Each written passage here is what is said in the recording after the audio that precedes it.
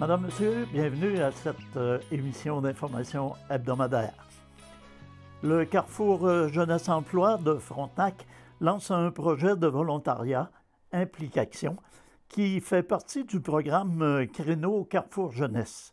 Il s'adresse aux jeunes de 18 à 29 ans qui sont motivés à agir pour le changement.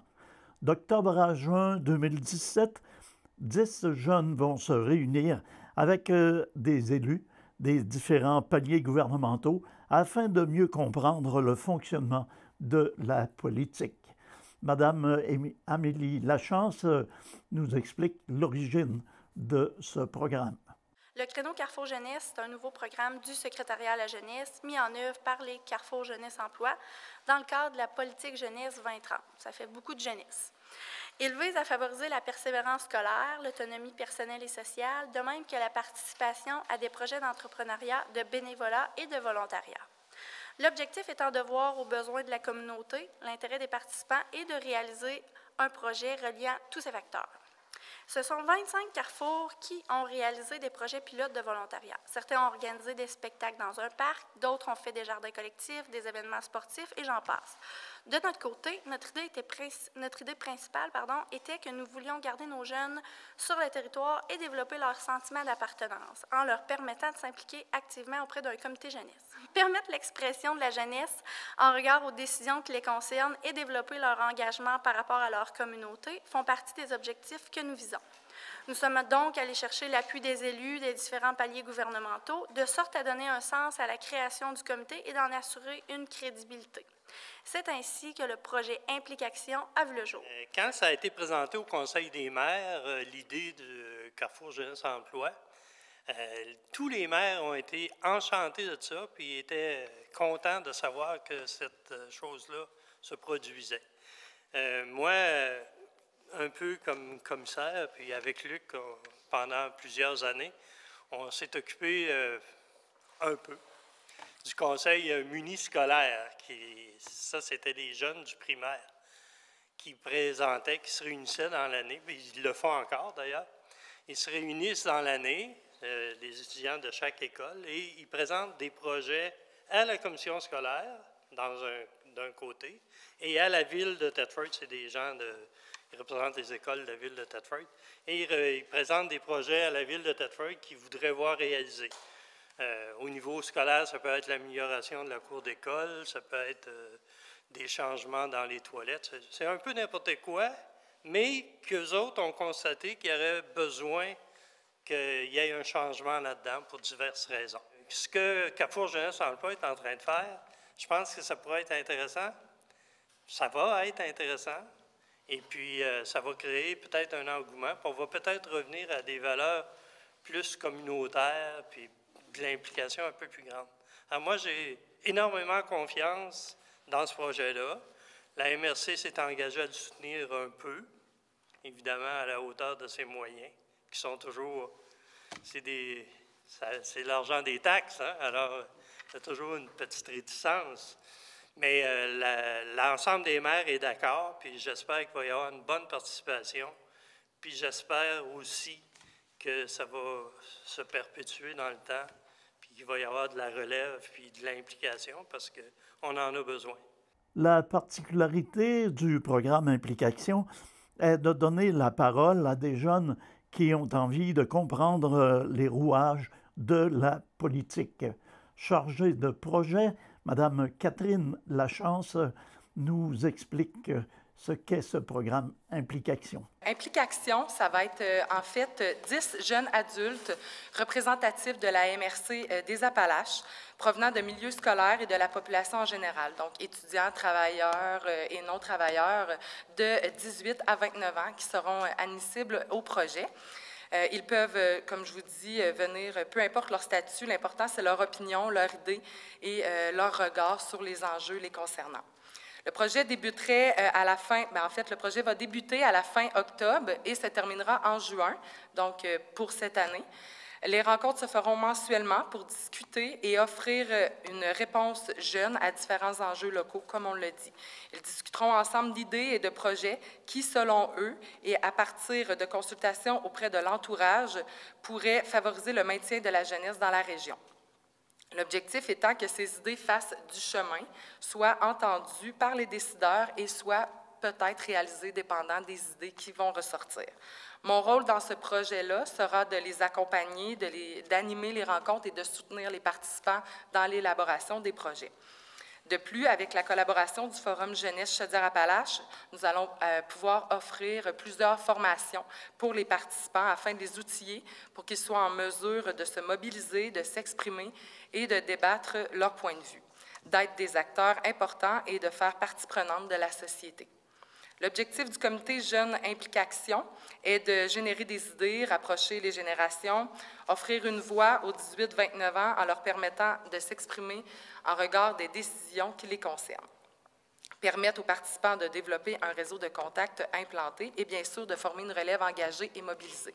Le Carrefour Jeunesse Emploi de Frontenac est un organisme communautaire ayant pour mandat d'accompagner et de guider les jeunes adultes de 16 à 35 ans dans leur démarche d'insertion sociale et économique, en les aidant dans leur cheminement vers l'emploi, vers un retour aux études ou dans le démarrage d'une entreprise.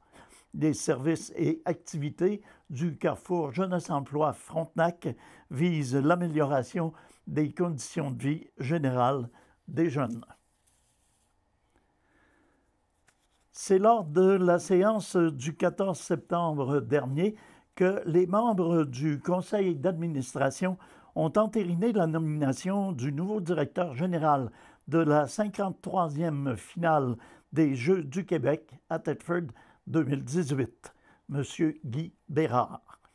Ingénieur de formation, M. Bérard est un homme d'affaires très connu dans la MRC des Appalaches. Il possède une vaste expérience de cadre supérieur au sein de grandes et de moyennes entreprises.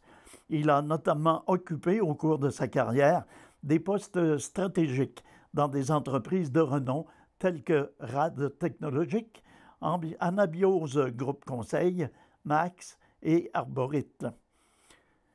Nous sommes vraiment heureux que M. Bérard ait accepté de se joindre à l'équipe, a mentionné Mme Guylaine Dubuc, présidente du conseil d'administration.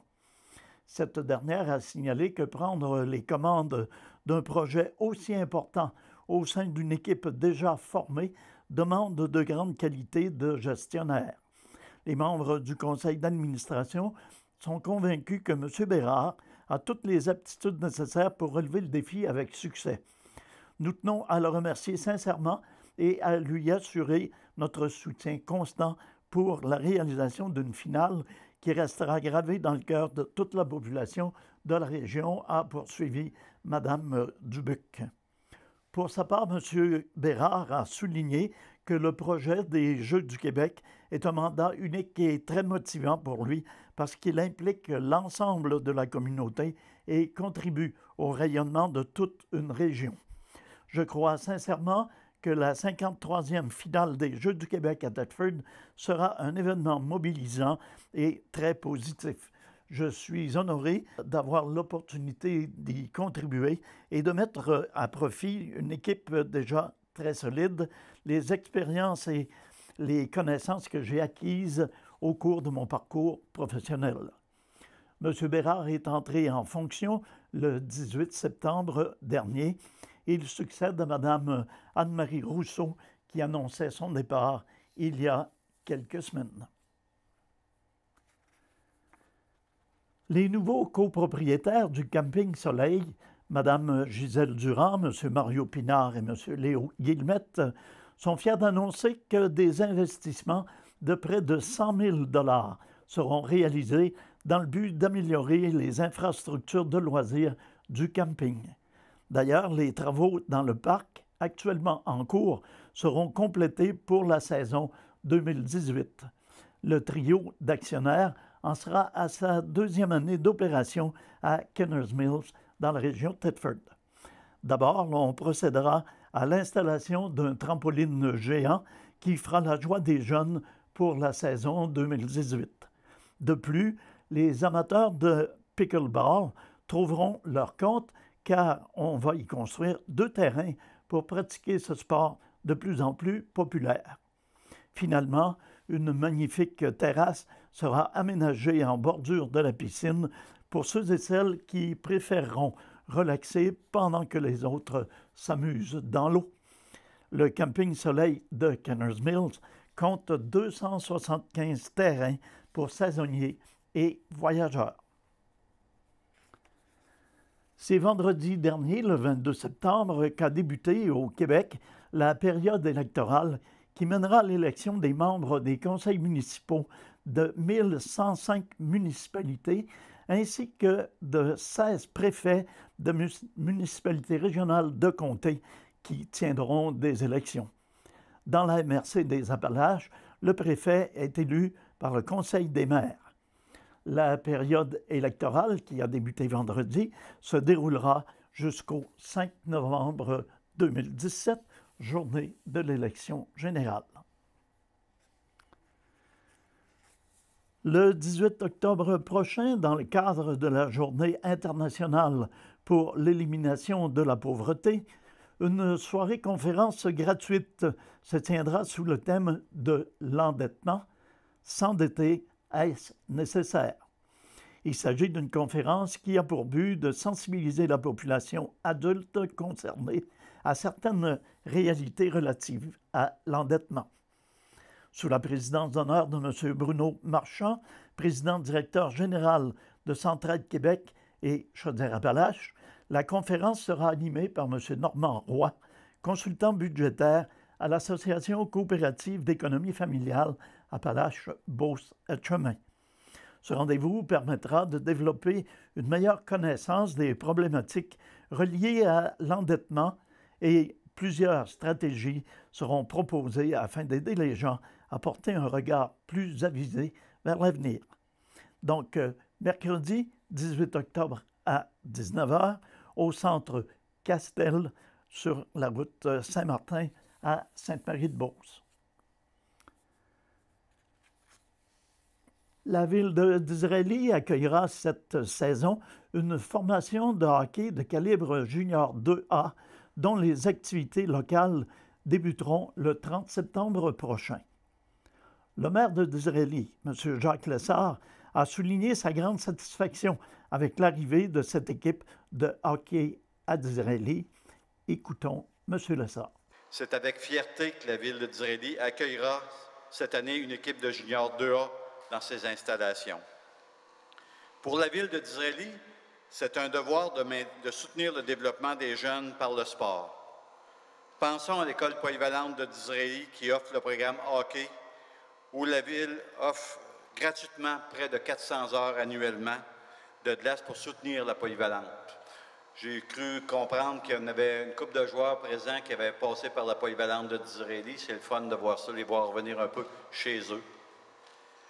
Nous pouvons donc considérer l'appui de la Ville au Junior 2A comme une continuité, puisque parmi les joueurs de l'équipe, il y a des jeunes qui sont passés par la polyvalente, comme je disais tout à l'heure, et quand même le programme est très vivant au niveau de la polyvalente encore, avec Stéphane Tivierge. La Ville de Disraeli croit et accorde une grande importance dans le développement de notre communauté. Par conséquent, je souhaite la meilleure des chances à notre équipe et j'invite toute la population à venir les encourager par leur présence. Le Cité Construction a failli ne pas pouvoir joindre les rangs de la Ligue junior 2A. Le président du circuit, M. Luc Loubier, nous explique la situation. Bon, écoutez, je suis bien content de voir la franchise arriver dans cette ligue. Écoutez, ça n'a pas été facile. Il y a des messieurs qui ont travaillé fort pour rentrer là, parce que vous savez que pour rentrer une équipe dans notre ligue, il faut le présenter à l'AGA. L'AGA était passé. Ça fait que M. Bisson et M. Cyr ont réussi à me convaincre d'amener la demande à la Ligue. On a convoqué une assemblée spéciale. Et lorsque c'est une assemblée spéciale, bien, le vote se doit d'être unanime. Donc, on avait peut-être une certaine crainte là. Tandis que quand c'est à l'AGA, bien, c'est tout simplement la majorité. Les gens ont présenté leurs projets. La pratique, on a expliqué que c'était certains joueurs qui étaient allés les rencontrer pour dire on veut vraiment venir dans la Ligue. En passant, c'est la 39e saison cette année de la Ligue. Ça a commencé junior C, 2C, 2A, 2B. OK? Puis moi, je suis là depuis le début. Ça fait que je connais quelques-uns des gens autour de la table ici, dont M. le maire. J'ai déjà arbitré au hockey aussi. Ça fait que c'est ça, on est très, très heureux. Et puis, je félicite les personnes qui ont embarqué comme commanditaires parce que vraiment, c'est quelque chose. Puis au niveau de la Ligue, comme on dit, il y a de très, très bonnes assistances. Si vous prenez l'année passée, les séries, c'était en moyenne 1000 spectateurs par match. Dans la saison, vous allez vous retrouver peut-être à 200, 250. C'est normal, ça va être partout comme ça. Finalement, l'entraîneur-chef, M. Alain Bisson, nous parle de cette formation d'Israéli, le Cité Construction. Dans un premier temps, je tiens à remercier la Ligue de hockey junior 2A de nous avoir acceptés parce que le projet a vu le jour dans les dernières semaines. Et on s'est retourné de bord parce qu'il y a quelques joueurs qui nous ont sollicités pour faire du junior 2A une ligue avec mise en échec et les jeunes avaient de l'intérêt là-dedans.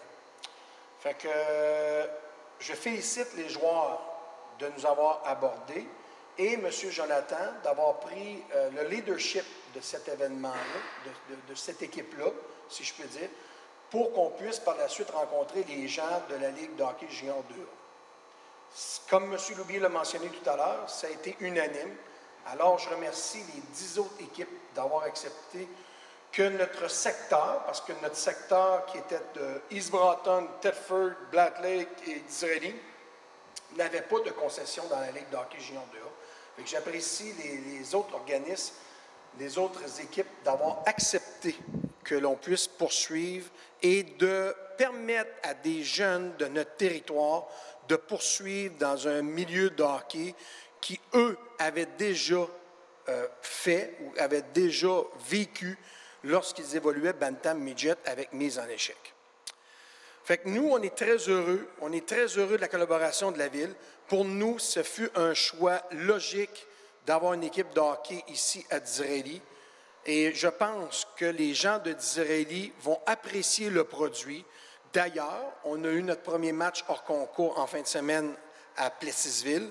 Et je peux vous confirmer, est-ce qu'on doit avoir la prétention que nous allons avoir une équipe de première place? Non, j'ose pas. Mais par contre, avec la détermination que j'ai pu constater en fin de semaine de nos jeunes, nous allons avoir une équipe très compétitive qui va se produire ici à l'Arena 76 à Disraeli. Puisqu'il est question de Disraeli, rappelons une nouvelle dont nous vous avons fait part lors du dernier bulletin.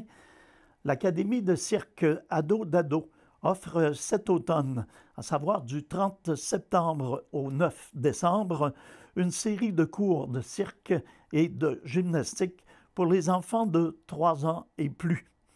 Les jeunes participants pourront ainsi expérimenter diverses disciplines comme le gros tempo et le mini trampo, la barre russe, la jonglerie, l'acrobatie, en plus de disciplines aériennes comme le trapèze, le tissu, le cerceau, la corde et la sangle. Pour plus d'informations sur les cours, on peut rejoindre Mme Nathalie Poulain au 819-572-0814 ou sur le site de Ado-Dado. L'organisme a aussi sa page Facebook, Académie de cirque Ado-Dado. L'Académie de cirque Ado-Dado est un organisme à but non lucratif qui a pour objectif de créer de l'emploi pour les jeunes moniteurs de cirque de la région de la MRC des Appalaches et de la MRC du Haut-Saint-François, en plus de faire découvrir les arts du cirque aux enfants de la région. C'est la municipalité d'East Broughton qui sera la première à accueillir le salon d'information itinérant sur les services et les programmes disponibles sur le territoire de la MRC des Appalaches. Intitulé « La grande tournée des services à votre porte », le salon s'installera à la salle municipale d'East Broughton le 27 septembre de 15h30 à 20h. une trentaine d'organismes communautaires, publics et parapublics, tiendront un kiosque d'information pour mieux faire connaître leur mission ainsi que les services et les activités qu'ils offrent à la population. Sur un horizon de 3 ans, les 19 municipalités de la MRC des Appalaches seront visitées tour à tour. La région est riche en organismes de toutes sortes, mais qui sont souvent méconnus des citoyens. Pour l'année 2017-2018, 8 municipalités recevront les organismes randonneurs qui iront à la rencontre des citoyens, d'où le thème « La grande tournée des services à votre porte ». Lundi, le 2 octobre prochain, l'ACEF Appalaches-Beauce-Etchemin accueillera pour la première fois le marchand de lunettes, une lunetterie communautaire déjà bien implantée dans la région de la capitale nationale et dans d'autres secteurs de Chaudière-Appalaches. Constatant depuis plusieurs années une augmentation chez sa clientèle de la difficulté à défrayer les coûts reliés aux achats de lunettes, l'ACEF Appalaches-Beauce-Etchemin s'est mise en mode recherche de solutions afin de trouver un service abordable qui saurait répondre aux besoins des gens.